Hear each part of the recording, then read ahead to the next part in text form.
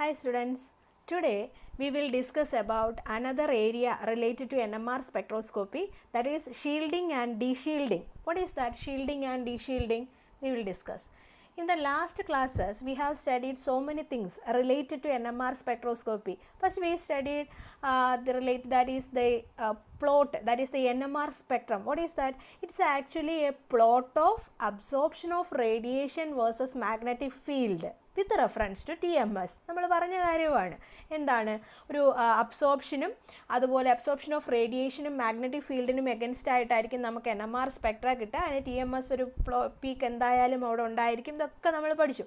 അതുപോലെ in the last class also we have studied that the equivalent and non equivalent protons. അത് പഠിച്ചപ്പോൾ നമ്മൾ ഒരു കാര്യം മനസ്സിലാക്കി, എന്താണ് the number of signals present in our NMR spectra that is equal to the number of non-equivalent protons. നമ്മുടെ സിഗ്നലിനകത്തുള്ള നമ്മുടെ സ്പെക്ട്രയ്ക്കകത്തുള്ള number of signals അതെന്തിന് equal ആണെന്നാണ് നമ്മൾ പറഞ്ഞത്? നമ്മുടെ കോമ്പൗണ്ടിനകത്ത് വരുന്ന നോൺ ഇക്വലൻ്റ് പ്രോട്ടോൺസിന് ഈക്വലായിട്ട് അതിന് റിലേറ്റഡ് ആയിട്ടായിരിക്കും നമുക്ക് സിഗ്നലുകൾ കിട്ടുക. അതുപോലെ for example, if we are having 2 sets of protons then we will get 2 signals. 3 ആണെങ്കിൽ 3 സിഗ്നൽസ്. ഈ രീതിയിൽ നമുക്ക് കിട്ടും എന്ന് നല്ല ഡീറ്റെയിൽഡ് ആയിട്ട് കഴിഞ്ഞ ക്ലാസ്സിൽ പറഞ്ഞു തന്നതാണ്.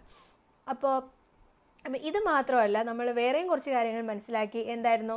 In the nucleus the protons are present, അല്ലേ? പ്രോട്ടോൺസ്, ന്യൂക്ലിയസിനകത്ത് protons and neutrons are there and protons are positively charged particles ആണ്. They will act as a tiny bar magnet. Then for the excitation of these magnets, what will require? They required external magnetic field. ഇതെല്ലാം നമ്മൾ പഠിച്ചു. Tiny magnet ആയിട്ട് act ചെയ്യും protons. അപ്പോൾ അതിന് external magnetic field കിട്ടിക്കഴിഞ്ഞാൽ അവിടെ എക്സൈറ്റേഷൻ സംഭവിക്കും. ഇതെല്ലാം നമ്മൾ മനസ്സിലാക്കിയതാണ്. അപ്പോൾ ഇനി നമുക്കിതിനകത്ത് ഈ ഷീൽഡിങ്, ഡീഷീൽഡിങ് അത് പറയുന്നതിന് മുന്നേ നിങ്ങൾക്ക് ഒരു കാര്യം കൂടെ ഞാനൊന്ന് പറഞ്ഞോട്ടെ. ഇപ്പം നമ്മൾ അത് പറഞ്ഞപ്പോൾ കഴിഞ്ഞ ക്ലാസ്സുകളിൽ പഠിച്ചപ്പോൾ നമ്മൾ വേറെ കുറച്ച് കാര്യങ്ങളും കൂടെ പറഞ്ഞു. എന്തായിരുന്നു? ഇവിടെ സെയിം മാഗ്നറ്റിക് ഫീൽഡിന് നമ്മളൊരു കോമ്പൗണ്ടിനെ കൊണ്ട് വയ്ക്കുമെങ്കിലും there different protons that will affect different environment, that will feel different environment. അതുകൊണ്ടല്ലേ നമുക്ക് equivalent and non equivalent protons വരുന്നതും we will get 2 different signals. അപ്പോൾ വൈ ദാറ്റ് ഹാപ്പൻസ്? എന്തുകൊണ്ടായിരിക്കും ഒരേ എൻവയോൺമെൻറ്റ് ഒരേ ഫീൽഡിൽ വെക്കുമ്പോഴും ഡിഫറെൻ്റ് എൻവയോൺമെൻറ്റ് ഫീൽ ചെയ്യുന്നത്?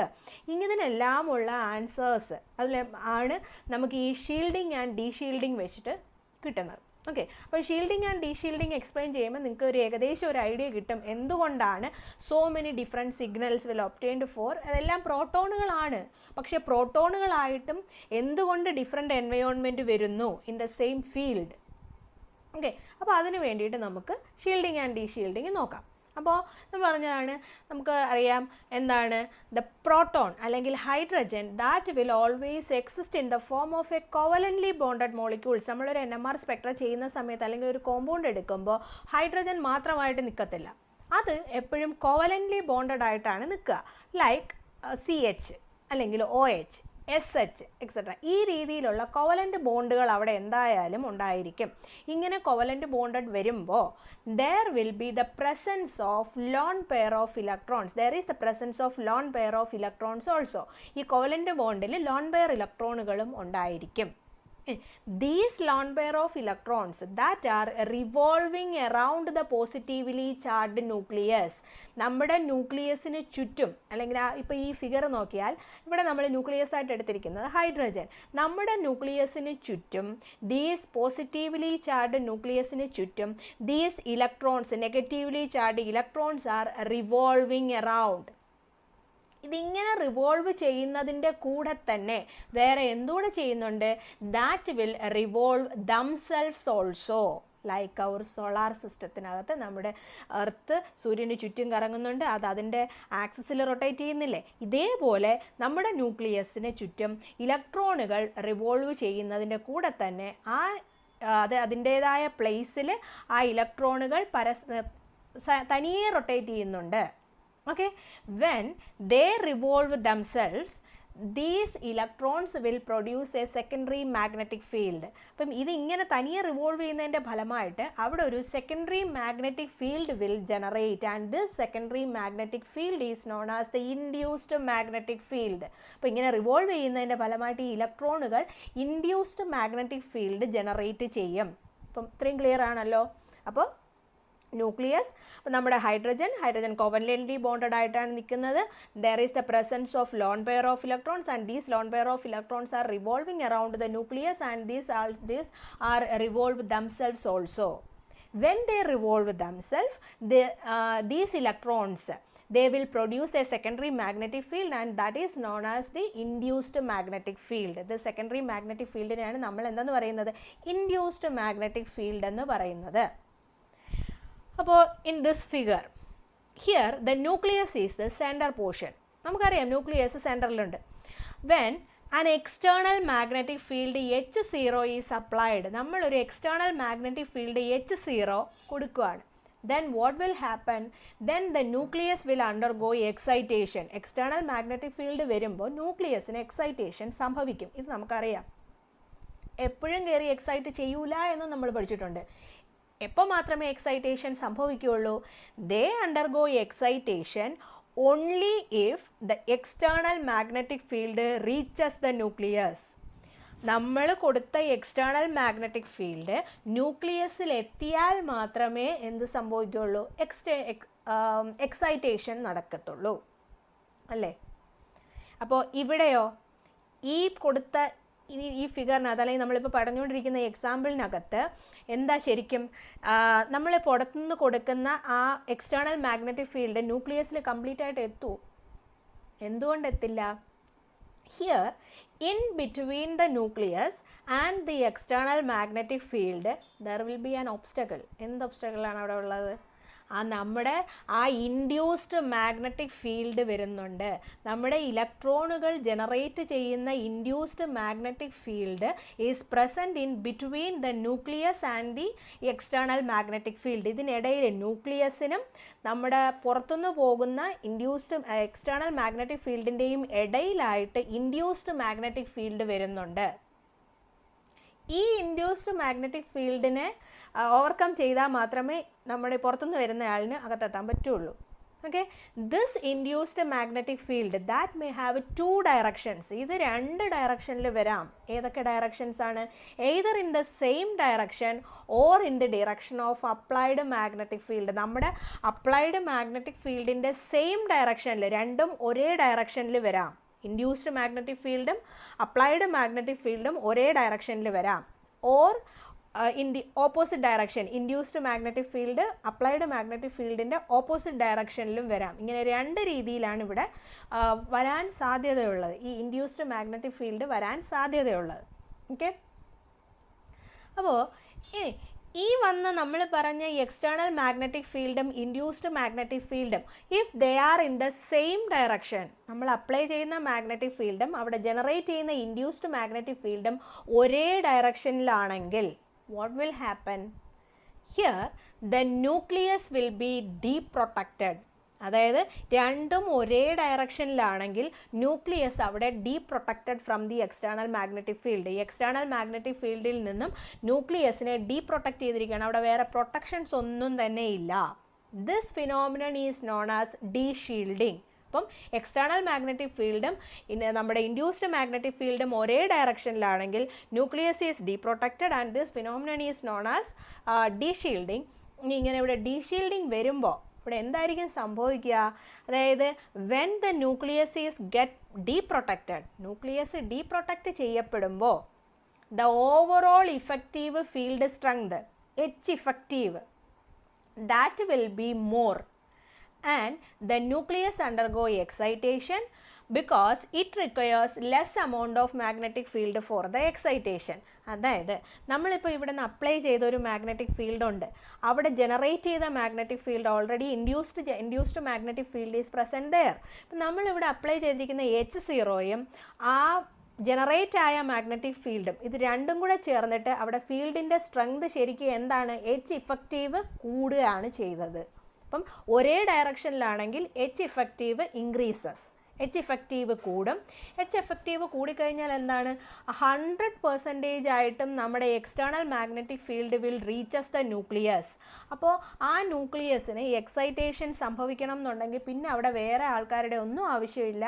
അത് വളരെ കുറച്ച്, ഈ കിട്ടുന്ന എമൗണ്ട് എനർജി തന്നെ ധാരാളമാണ് അതിന് എക്സൈറ്റേഷൻ സംഭവിക്കാൻ. പിന്നെ വേറെ ബുദ്ധിമുട്ടുകളൊന്നും ഇല്ലാതെ അവിടെ എക്സൈറ്റേഷൻ സംഭവിക്കും.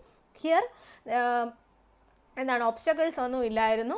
Therefore here the nucleus is deprotected and this phenomenon is known as ഡീഷീൽഡിങ്.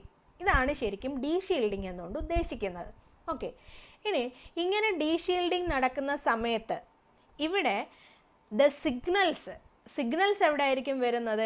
In this cases the signal will come in the left hand side of the NMR spectrum. ഈ NMR സ്പെക്ട്രത്തിൻ്റെ left hand side എന്നുകൊണ്ട് ഉദ്ദേശിക്കുന്നത് നമ്മുടെ സ്പെക്ട്രത്തിൽ എപ്പോഴും right സൈഡിൽ ഏറ്റവും റൈറ്റിൽ ആരുണ്ടായിരിക്കും? TMSൻ്റെ signal കാണും. TMSൻ്റെ സിഗ്നലിൽ നിന്ന് വളരെ അകലെയായിട്ട് ലെഫ്റ്റ് ഹാൻഡ് സൈഡിലേക്കായിരിക്കും ആര് വരിക? നമ്മുടെ ഈ പറഞ്ഞിരിക്കുന്ന ഡീഷീൽഡഡ് പ്രോട്ടോണുകളുടെ സിഗ്നലുകൾ വരിക, മറന്നുപോകരുത്. അപ്പോൾ and this region is known as down field region. അപ്പോൾ ഡീഷീൽഡഡ് ആയിട്ടുള്ള പ്രോട്ടോൺസിൻ്റെ സിഗ്നൽസ് കിട്ടുന്നത് left hand side of the NMR spectrum and this region is known as down field region. Clear അല്ലേ? അപ്പോൾ ഡീഷീൽഡിങ് എന്താണെന്നും, ഡീഷീൽഡിങ് മീൻസ് പ്രോട്ടോൺസ് നമ്മുടെ ന്യൂക്ലിയസിനെ ഡീപ്രൊട്ടക്റ്റ് ചെയ്തിരിക്കുകയാണ് എക്സ്റ്റേണൽ മാഗ്നറ്റിക് ഫീൽഡിൽ നിന്നും. അപ്പോൾ അവിടെ വളരെ കുറച്ച് എനർജി മതി എക്സൈറ്റേഷൻ സംഭവിക്കാൻ. പുറത്തുനിന്ന് വരുന്ന എക്സ്റ്റേണൽ മാഗ്നറ്റിക് ഫീൽഡ് കംപ്ലീറ്റ് ആയിട്ട് നമ്മുടെ ന്യൂക്ലിയസിലെത്തും, എക്സൈറ്റേഷൻ സംഭവിക്കും. ഹിയർ ദി NMR സ്പെക്ട്രം എവിടെൻ്റെ സിഗ്നൽ എന്ന് പറയുന്നത് എവിടെ ആയിരിക്കും? ലെഫ്റ്റ് ഹാൻഡ് സൈഡിലായിരിക്കും. That region is known as down field region. അപ്പോൾ ഇത് ഒരു കണ്ടീഷനായി. ഇനി വേറൊരു കണ്ടീഷനും കൂടെ നമ്മൾ പറഞ്ഞല്ലോ, എന്താണ്? When the induced magnetic field and external magnetic field are in the opposite direction. രണ്ടും രണ്ട് ഡയറക്ഷനിൽ, ഇൻഡ്യൂസ്ഡ് മാഗ്നറ്റിക് ഫീൽഡ് ഇങ്ങനെ ഈ ഡയറക്ഷനിൽ വരുന്നു, നമ്മുടെ എക്സ്റ്റേണൽ മാഗ്നറ്റിക് ഫീൽഡ് ഈ ഡയറക്ഷനിൽ വരുന്നു, ഇൻഡ്യൂസ്ഡ് മാഗ്നറ്റിക് ഫീൽഡ് അതിനെ ഓപ്പോസ് ചെയ്ത് നിൽക്കുന്നു. Here what will happen? ഇവിടെ 100% ആയിട്ടുള്ള മാഗ്നറ്റിക് ഫീൽഡിനെ നമ്മുടെ ന്യൂക്ലിയസിലെത്താൻ ആര് സമ്മതിക്കില്ല? ഇൻഡ്യൂസ്ഡ് മാഗ്നറ്റിക് ഫീൽഡ് സമ്മതിക്കില്ല. 100% of the magnetic field will not reach the ന്യൂക്ലിയസിനകത്ത് എത്തില്ല. അപ്പോൾ ഇവിടെ ശരിക്കും എന്താണ്? നമ്മുടെ ന്യൂക്ലിയസ് പ്രൊട്ടക്റ്റ് ചെയ്യപ്പെടുകയല്ലേ ചെയ്തത്? Here the nucleus will get protected from the external magnetic field. ആരാ പ്രൊട്ടക്റ്റ് ചെയ്തത്? നമ്മുടെ ഇൻഡ്യൂസ്ഡ് മാഗ്നറ്റിക് ഫീൽഡ് ഈ എക്സ്റ്റേണൽ മാഗ്നറ്റിക് ഫീൽഡിൽ നിന്നും ന്യൂക്ലിയസിനെ പ്രൊട്ടക്റ്റ് ചെയ്തു. That is there is a shielding. അതിനെ തടഞ്ഞു നിർത്തുകയല്ലേ വരുന്നയാളിനെ. This phenomenon is known as shielding effect. അപ്പോൾ ഇതിനെയാണ് നമ്മൾ ഷീൽഡിങ് ഇഫക്റ്റ് എന്ന് പറയുന്നത്. അപ്പോൾ ഇങ്ങനെ ഷീൽഡിങ് ഇഫക്റ്റ് വരുമ്പോൾ, അല്ലെങ്കിൽ ഇവിടെ ഈ പ്രൊട്ടക്ഷൻ വരുമ്പോൾ, when the nucleus will get protected അല്ലെങ്കിൽ shielded, then the overall effective field strength, നമ്മളിപ്പോൾ പറഞ്ഞ H effective, that will be less. വന്നയാളിനെ സപ്രസ് ചെയ്തില്ലേ, മറ്റേ ആൾ തടഞ്ഞില്ലേ, അപ്പം അവിടെ വരുന്ന നെറ്റ് ഇഫക്റ്റ് എന്ന് പറയുന്നത് എങ്ങനെയായിരിക്കും? കുറവായിരിക്കും. Okay, then it will not undergo excitation. ഇങ്ങനെ വരുന്ന കേസസിൽ ന്യൂക്ലിയസിന് എക്സൈറ്റേഷൻ സംഭവിക്കില്ല. അവിടെ എക്സൈറ്റേഷൻ നടക്കണമെങ്കിൽ for the excitation it requires more magnetic field. നമ്മൾ പുറത്തുനിന്ന് കൂടുതൽ മാഗ്നറ്റിക് ഫീൽഡ്, ആ ഇൻഡ്യൂസ്ഡ് മാഗ്നറ്റിക് ഫീൽഡിനെ ഓവർകം ചെയ്യുന്ന രീതിയിലുള്ള എക്സ്റ്റേണൽ മാഗ്നറ്റിക് ഫീൽഡ് സ്ട്രെങ്ത് അവിടെ വന്നാൽ മാത്രമേ എന്ത് സംഭവിക്കുകയുള്ളൂ? നമ്മുടെ ന്യൂക്ലിയസിന് അവിടെ എക്സൈറ്റേഷൻ നടക്കുകയുള്ളൂ. അപ്പം ഇതാണ് ഷീൽഡിങ്. അവിടെ പ്രൊട്ടക്ഷൻ നടന്നു, ന്യൂക്ലിയസിനെ ഔട്ട്സൈഡ് മാഗ്നറ്റിക് ഫീൽഡിൽ നിന്നും ഒരു പ്രൊട്ടക്ഷനായിട്ട് നമ്മുടെ ഇൻഡ്യൂസ്ഡ് മാഗ്നറ്റിക് ഫീൽഡ് ആക്ട് ചെയ്തു. Okay, this is called shielding effect. അപ്പോൾ ഇങ്ങനെ ഈ ഷീൽഡിങ് ഇഫക്റ്റ് വരുന്ന സമയത്ത് here in this cases the signal will comes in the right hand side. നമ്മുടെ TMSൻ്റെ സിഗ്നലിൻ്റെ അടുത്തായിട്ട് തന്നെ ആയിരിക്കും ഈ പറഞ്ഞിരിക്കുന്ന ഷീൽഡഡ് പ്രോട്ടോണുകളുടെ സിഗ്നലുകൾ കിട്ടുക. റൈറ്റ് ഹാൻഡ് സൈഡിലായിരിക്കും ഷീൽഡഡ് പ്രോട്ടോണുകളുടെ സിഗ്നലുകൾ ഉണ്ടായിരിക്കുക. And this region, that region is known as upfield region. ഈ റീജിയനാണ് നമ്മൾ നമ്മുടെ അപ്ഫീൽഡ് റീജിയൺ എന്ന് പറയുന്നത്. അപ്പം ഇതാണ് ഷീൽഡിങ് ആൻഡ് ഡീഷീൽഡിങ് എന്നുകൊണ്ട് ഉദ്ദേശിക്കുന്നത്. ഓക്കെ, ഇനി ഈ അതിന് ഇപ്പം ഷീൽഡിങ് ആൻഡ് ഡീഷീൽഡിങ് ക്ലിയർ ആണല്ലോ. അപ്പം ഇത് മനസ്സിലാക്കാനായിട്ട് the factors affecting the shielding and deshielding, അതുകൂടെ ഒന്ന് നോക്കിയിട്ട് ഞാനൊരു കാര്യം പറഞ്ഞുതരാം നിങ്ങൾക്ക്. അതായത് ഇവിടെ എന്താണ് നമ്മൾ പറഞ്ഞു, നമ്മുടെ കോവലൻ്റ് ബോണ്ടിൽ ലോൺ പെയർ ഇലക്ട്രോണുകൾ ഉണ്ടെന്ന്. If the lone pair electrons are shifted towards the nucleus, അല്ലെങ്കിൽ ഹൈഡ്രജൻ്റെ സൈഡിലേക്ക് ഈ ലോൺ പെയർ ഇലക്ട്രോണുകൾ പോവുകയാണെന്നുണ്ടെങ്കിൽ, അത് more and more close to the nucleus, then what will happen? Then that is more shielded. ഹൈഡ്രജൻ്റെ അടുത്തേക്ക് ഈ ഇലക്ട്രോണുകൾ എത്തുകയാണെന്നുണ്ടെങ്കിൽ അവിടെ ഷീൽഡിങ്ങിൻ്റെ സ്ട്രെങ്ത് കൂടും. അതുപോലെ തന്നെ lone pair electrons are shifted towards the carbon atom, കാർബണിൻ്റെ സൈഡിലേക്ക് ഷിഫ്റ്റ് ചെയ്ത് പോവുകയാണെങ്കിൽ then the nucleus is de-shielded. അപ്പം ഹൈഡ്രജൻ്റെ അടുത്ത് വരികയാണെങ്കിൽ ഷീൽഡിങ്ങിൻ്റെ സ്ട്രെങ്ത് കൂടും, ഹൈഡ്രജൻ്റെ അകന്ന് പോവുകയാണെന്നുണ്ടെങ്കിൽ ഡീഷീൽഡിങ് ആയിരിക്കും ഇരിക്കുക. അപ്പം ഇതിൽ നിന്ന് നമുക്ക് പറയാൻ പറ്റുന്നൊരു കാര്യം എന്ന് പറയുന്നത്, the phenomenon of the strength of shielding and deshielding that depends upon the position of lone pair of electrons. Lone pair ഇലക്ട്രോണുകളുടെ പൊസിഷനെ എന്തായാലും ഷീൽഡിങ്ങിൻ്റെയും ഡീഷീൽഡിങ്ങിൻ്റെയും സ്ട്രെങ്ത് ഡിപ്പെൻഡ് ചെയ്യുന്നുണ്ട്. അതിൻ്റെ ഷീൽഡിങ്ങിൻ്റെയും ഡീഷീൽഡിങ്ങിൻ്റെയും സ്ട്രെങ്ത് എന്ന് പറയുന്നത് നമ്മുടെ ഈ ലോൺ പെയർ ഇലക്ട്രോണുകളുടെ പൊസിഷനെ ഡിപ്പെൻഡ് ചെയ്തിട്ടാണ് വരുന്നത്. ഓക്കെ, അത് മാത്രമല്ല പിന്നെ വരുന്ന നമ്മളിപ്പോൾ ഒരു ബോണ്ട്, ഓക്കെ, ഒരു സെയിം ബോണ്ടുള്ള 2 മോളിക്യൂൾസ് ഇരിക്കട്ടെ, അതിനകത്ത് consider there is the presence of electron donating group and electron withdrawing group in the another bond. ഒരു ബോണ്ടിൽ ഇലക്ട്രോൺ ഡൊണേറ്റിംഗ് ഗ്രൂപ്പും വേറൊരെണ്ണത്തിനകത്ത് ഇലക്ട്രോൺ വിഡ്രോയിങ് ഗ്രൂപ്പും ഉണ്ടെന്നിരിക്കട്ടെ. Here electron donating group that will pull the electron towards the nucleus. അപ്പം നമ്മളിപ്പോൾ പറഞ്ഞു ഇലക്ട്രോണുകൾ ന്യൂക്ലിയസിൻ്റെ അടുത്തേക്ക് പോയാൽ അവിടെ ഷീൽഡിങ് കൂടും എന്ന് പറഞ്ഞു. അപ്പം അങ്ങനെ വരണമെങ്കിൽ അവിടെ ഒരു ഇലക്ട്രോൺ ഡൊണേറ്റിംഗ് ഗ്രൂപ്പ് എന്തെങ്കിലും വരണം അപ്പോൾ നമ്മുടെ കോമ്പൗണ്ടിനകത്ത്. അപ്പോൾ അങ്ങനെ ഒരു അതായത് ED എന്ന് ഞാൻ ഉദ്ദേശിക്കുന്നത് ഇലക്ട്രോൺ ഡൊണേറ്റിംഗ് ഗ്രൂപ്പ്. അപ്പോൾ ഒരു ഇലക്ട്രോൺ ഡൊണേറ്റിംഗ് ഗ്രൂപ്പ് പ്രസൻ്റ് ആണെന്നുണ്ടെങ്കിൽ that will pull the electron towards the nucleus, ന്യൂക്ലിയസിൻ്റെ അടുത്തേക്ക് ഇലക്ട്രോണുകളെ എത്തിക്കും. Then when the nucleus come more closer and closer to the nucleus, then the induced magnetic field in the strength will increases. ന്യൂക്ലിയസിൻ്റെ അടുത്തേക്ക് എത്തിക്കഴിയുമ്പോൾ അവിടെ induced magnetic ഫീൽഡിൻ്റെ strength കൂടും. If the induced magnetic field strength കൂടിക്കഴിഞ്ഞാൽ that is more shielded, അവിടെ ഷീൽഡിങ്ങും കൂടും. And this requires, അപ്പോൾ ഷീൽഡിങ് കൂടിക്കഴിഞ്ഞാൽ വേറെ എന്താ സംഭവിക്കുക? It requires more magnetic field for the excitation. അങ്ങനെയുള്ള കേസസിൽ എക്സൈറ്റേഷൻ നടക്കണമെങ്കിൽ നമ്മൾ എക്സ്റ്റേണൽ മാഗ്നറ്റിക് ഫീൽഡിൻ്റെ സ്ട്രെങ്ത് കൂടുതലായിട്ട് കൊടുക്കേണ്ടി വരും. അപ്പം ഇത് നമ്മുടെ ഇലക്ട്രോൺ ഡൊണേറ്റിംഗ് ഗ്രൂപ്പ് വരികയാണെങ്കിൽ.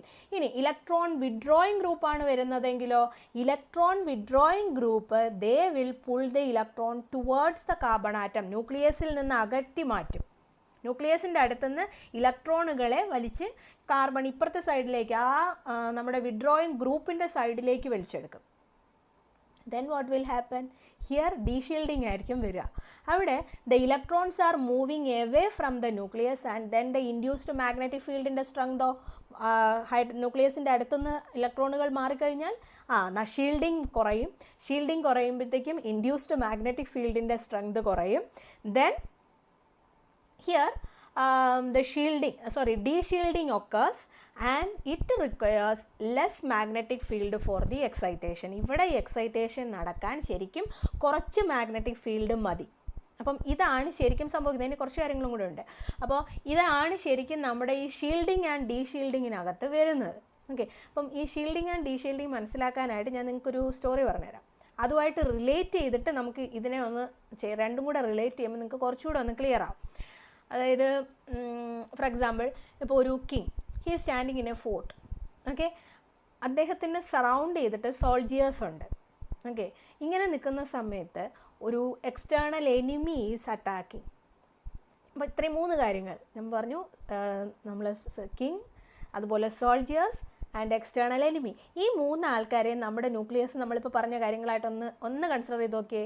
സെൻറ്ററിൽ കിങ്, സറൗണ്ട് ചെയ്തിട്ട് soldiers. This soldiers are the induced magnetic ഫീൽഡായിട്ട് കൺസിഡർ ചെയ്യാം. ഓക്കെ, അപ്പോൾ ഈ ഇൻഡ്യൂസ്ഡ് മാഗ്നറ്റിക് ഫീൽഡും കിങ് അപ്പം ഇവനിങ്ങനെ സറൗണ്ട് ചെയ്തുണ്ട്. ഓക്കെ, ഇങ്ങനെ നിൽക്കുമ്പോഴാണ് നമ്മുടെ എനിമീസ് വരുന്നത്. എനിമിയെ നമ്മുടെ എക്സ്റ്റേണൽ മാഗ്നറ്റിക് ഫീൽഡായിട്ടും കൺസിഡർ ചെയ്യുക. ക്ലിയർ ആണല്ലോ? ഓക്കെ, അപ്പോൾ ഇത്രയും ഇതാണ് നമ്മുടെ ന്യൂക്ലിയസും ഇതുമായിട്ട്. ഇനി അപ്പോൾ ഇവിടെ ഒരു ഇപ്പോൾ ഈ സോൾജേഴ്സ് അല്ലെങ്കിൽ ഇൻഡ്യൂസ്ഡ് മാഗ്നറ്റിക് ഫീൽഡ് അവിടെ ഇല്ലാത്ത സമയത്തായിരുന്നു എന്നുണ്ടെങ്കിൽ definitely what will happen, definitely the king will die. Enemies നമ്മുടെ കിങ്ങിനെ അറ്റാക്ക് ചെയ്യും, കിങ്ങിന് നാശം സംഭവിക്കും. പക്ഷേ ഇപ്പോൾ ഇവിടെ ഈ കേസിൽ എന്താണുള്ളത്, നമ്മുടെ എനിമീസിനും കിങ്ങിൻ്റെയും ഇടയിലായിട്ട് ഈ പറഞ്ഞിരിക്കുന്ന സോൾജിയേഴ്സ് ഒരു ഒബ്സ്റ്റക്കിളായിട്ട് അവിടെ ഉണ്ട്. അപ്പോൾ ഒരു വാർ നടന്നു കഴിഞ്ഞാൽ, ഈ കണ്ടീഷനിലൊരു വാർ നടന്നു കഴിഞ്ഞാൽ ഈ സോൾജിയേഴ്സിന് രണ്ട് രീതിയിൽ ആക്ട് ചെയ്യാം. അവിടെ രണ്ട് പോസിബിലിറ്റീസാണ് ഉള്ളത്. എന്തൊക്കെയാണ്? ഫസ്റ്റ് പോസിബിലിറ്റി എന്ന് പറയുന്നത്, if the soldiers are very much loyal to the king, കിങ്ങിന് വളരെയധികം ലോയലായിട്ടാണ് സോൾജിയേഴ്സ് ബിഹേവ് ചെയ്യുന്നതെങ്കിൽ ഓക്കെ, എന്തായിരിക്കും സംഭവിക്കുന്നത്? വരുന്ന എനിമീസിനെ ആര് തടയും? നമ്മുടെ ഈ സോൾജിയേഴ്സ് തടയും. That is they will oppose the enemies. അതായത് induced magnetic field will oppose the applied magnetic field. പുറത്തുനിന്ന് വന്ന ആൾക്കാരെ നമ്മുടെ സോൾജിയേഴ്സ് തടഞ്ഞു. അപ്പോൾ അവിടെ സ്വാഭാവികമായിട്ടും ഫീൽഡിൻ്റെ സ്ട്രെങ്ത് കുറഞ്ഞില്ലേ? വന്ന ആൾക്കാരുടെ സ്ട്രെങ്ത് കുറഞ്ഞില്ലേ? അങ്ങനെ സ്ട്രെങ്ത് കുറയുന്ന കാരണം ഇയാളിവിടെ നല്ല രീതിയിൽ ആക്ട് ചെയ്യുന്നത് കാരണം, ഓപ്പോസ് ചെയ്യുന്നത് കാരണം ഈ വന്ന എനിമീസിന് ന്യൂക്ലിയസിൽ അല്ലെങ്കിൽ കിങ്ങിൻ്റെ അടുത്തേക്ക് എത്താൻ കഴിയില്ല. ഇനി അവർക്ക് എത്തണമെങ്കിൽ എന്ത് വേണം? ഇവരുടെ സ്ട്രെങ്ത് കൂടണം. എക്സ്റ്റേണൽ ആയിട്ടുള്ള ആൾക്കാരുടെ എനിമീസിൻ്റെ സ്ട്രെങ്ത് അവർ കൂട്ടണം. സ്ട്രെങ്ത് കൂട്ടി, അതായത് ഇവരെ ഓവർകം ചെയ്യണം. നമ്മുടെ ഇൻഡ്യൂസ്ഡ് മാഗ്നറ്റിക് ഫീൽഡിനെ അല്ലെങ്കിൽ സോൾജിയേഴ്സിനെ ഓവർകം ചെയ്യാൻ, സോൾജിയേഴ്സിൻ്റെ സ്ട്രെങ്തിനെ ഓവർകം ചെയ്യുന്ന രീതിയിൽ ഇതിൻ്റെ സ്ട്രെങ്ത് എത്തണം. എങ്കിൽ മാത്രമേ നമ്മുടെ കിങ്ങിൻ്റെ അടുത്തേക്ക് എത്താൻ പറ്റുള്ളൂ. Here the soldiers are shielding our king. This is called shielding. അപ്പോൾ ഇവിടെ പ്രൊട്ടക്റ്റ് ചെയ്യപ്പെട്ടു. അപ്പം അങ്ങ് എത്തണം എന്നുണ്ടെങ്കിൽ നമ്മുടെ കിങ്ങിൻ്റെ ഉള്ളിലേക്ക് ഇവർക്ക് എക്സൈറ്റ് ചെയ്ത് കിങ്ങിൻ്റെ ഉള്ളിൽ അടുത്ത് എത്തണം എന്നുണ്ടെങ്കിൽ മോർ ആൻഡ് മോർ എനർജി അല്ലെങ്കിൽ മോർ ആൻഡ് മോർ സോൾജിയേഴ്സിനെ അവരവിടെ കൊണ്ടുവരണം. അതാണ് നമ്മുടെ ഷീൽഡിങ്. ഇനി സെക്കൻഡ് പോസിബിലിറ്റി, ഇതേ രീതിയിൽ കിങ്ങും സോൾജിയേഴ്സും നിൽക്കുകയാണ്. ഈ സമയത്ത് ഇവരും എനിമീസ് അറ്റാക്ക് ചെയ്യാനെത്തി. അപ്പോൾ നമ്മുടെ ഈ നിൽക്കുന്ന സോൾജിയേഴ്സ് അത്ര ലോയലൊന്നുമല്ല. അവർ വിചാരിക്കുകയാണ് അവരും ഈ നമ്മുടെ കിങ്ങിനെ പ്രൊട്ടക്റ്റ് ചെയ്യണ്ട എന്നവർ തീരുമാനിച്ചു. കിങ്ങിനെ പ്രൊട്ടക്റ്റ് ചെയ്യുന്നില്ല എന്ന് തീരുമാനിച്ചു കഴിഞ്ഞാൽ വാട്ട് വിൽ ഹാപ്പൻ? കിങ്ങിനെ പ്രൊട്ടക്റ്റ് ചെയ്യുന്നില്ല എന്ന് തീരുമാനിച്ചു കഴിഞ്ഞാൽ എനിമിയുടെ നമ്പർ ഓഫ് എനിമീസ് കൂടുകയല്ലേ? ഇപ്പോൾ കിങ്ങുണ്ട്, അതിനിടയിൽ നിൽക്കുന്ന ആൾക്കാർ അല്ലെങ്കിൽ നമ്മുടെ ഇൻഡ്യൂസ്ഡ് മാഗ്നറ്റിക് ഫീൽഡ് ആയിട്ടുള്ള soldiers, they are thinking that they will not protect this king. Then what will happen? Number of enemies increase ചെയ്യും. എക്സ്റ്റേണൽ മാഗ്നറ്റിക് ഫീൽഡ് അല്ലെങ്കിൽ എക്സ്റ്റേണൽ എനിമിയും എത്തിക്കഴിഞ്ഞു. അപ്പോൾ the both will act in the same direction. രണ്ടുപേരുടെയും ലക്ഷ്യം എന്ന് പറയുന്നത് എന്തായിട്ട് മാറുകയാണ്? നമ്മുടെ കിങ്ങിനെ ആക്രമിക്കുക എന്നുള്ളതാണ്. ദെൻ ഇൻ ദിസ് കേസ് നമ്മുടെ എക്സ്റ്റേണൽ എനിമിയും ഈ പറഞ്ഞിരിക്കുന്ന ഇൻഡ്യൂസ്ഡ് മാഗ്നറ്റിക് ഫീൽഡ് അല്ലെങ്കിൽ നമ്മുടെ ഇൻഡ്യൂസ്ഡ് ആയിട്ട് നമ്മുടെ സോൾജിയേഴ്സും കൂടെ കിങ്ങിൻ്റെ അതേ ഡയറക്ഷനിൽ. അപ്പോൾ ഇൻ ദിസ് കേസസ് 100% ഈ പറഞ്ഞിരിക്കുന്ന ഫീൽഡ് എവിടെ എത്തും? ന്യൂക്ലിയസിലെത്തും അല്ലെങ്കിൽ കിങ്ങിൻ്റെ അടുത്തേക്ക് എത്തും. In this case definitely excitation will happen, അല്ലെങ്കിൽ നമ്മുടെ എനിമീസ് നമ്മുടെ കിങ്ങിൻ്റെ ഉള്ളിൽ എത്തിയിരിക്കും. അപ്പോൾ ഇവിടെ നമുക്ക് എന്തെന്ന് പറയാം? രണ്ടും ഒരേ ഡയറക്ഷനിൽ സംഭവിക്കുന്നത്. അപ്പോൾ ഇവിടെ ശരിക്കും ഡീ പ്രൊട്ടക്റ്റഡ് അല്ലേ? This is deshielded. മറ്റതിനകത്ത് ഒരു ഷീൽഡായിട്ട് ആക്ട് ചെയ്തു, ഇവിടെ അത് ഡീ ഷീൽഡ് ചെയ്യുകയാണ്, ഡീ പ്രൊട്ടക്റ്റ് ചെയ്യുകയാണ് ചെയ്തത്. ഇത് തന്നെയാണ് നമ്മുടെ ന്യൂക്ലിയസിൻ്റെ കേസിലും സംഭവിച്ചത്. ന്യൂക്ലിയസിനും നമ്മളൊരു എക്സ്റ്റേണൽ മാഗ്നറ്റിക് ഫീൽഡും ഇൻഡ്യൂസ്ഡ് മാഗ്നറ്റിക് ഫീൽഡും ഒക്കെ വന്നപ്പോഴും സംഭവിച്ചത്. അപ്പം ഈ ഒരു എക്സാമ്പിളും കൂടെ വെച്ചിട്ട് ഇനി നിങ്ങൾ ആരും ഇത് മറന്നു പോരുത്, ഷീൽഡിങ് ആൻഡ് ഡീ ഷീൽഡിങ് എന്ന് പറയുന്നത് എന്താണ് എന്നുള്ളത്. ഓക്കെ, അപ്പം വളരെ കൃത്യമായിട്ട് മനസ്സിലായിട്ടുണ്ടല്ലോ. അപ്പോൾ നമ്മൾ അതിൻ്റെ ഫാക്ടേഴ്സും നോക്കി. ഓക്കെ, ഇനി ഈ ഫാക്ടേഴ്സ് മാത്രമല്ല, വേറെയും കുറച്ച് ഫാക്ടേഴ്സൊക്കെ കൂടെ ഉണ്ട്. അതായത് electro negativity, inductive effect, resonance effect, അതുപോലെ ഡയമാഗ്നറ്റിക് ഫീൽഡ് എഫക്റ്റ്, ഇങ്ങനെയൊക്കെ ഒരുപാട് ഇഫക്റ്റുകൾ നമ്മുടെ ഈ പറഞ്ഞ ഷീൽഡിങ്ങിനെ ഡീ ഷീൽഡിങ്ങിനെയൊക്കെ അഫക്റ്റ് ചെയ്യുന്നുണ്ട്. അതുമാത്രമല്ല പിന്നെ ഇതുമായിട്ട് റിലേറ്റ് ചെയ്തിട്ട് വേറെയും കുറേ കാര്യങ്ങൾ നമുക്കിനി പറയാനുണ്ട് ഈ ഡീഷീൽഡിങ്ങുമായിട്ട് റിലേറ്റ്. അപ്പം അതെല്ലാം നമുക്ക് അടുത്ത ക്ലാസ്സിൽ ഡിസ്കസ് ചെയ്യാം. Okay, thank you.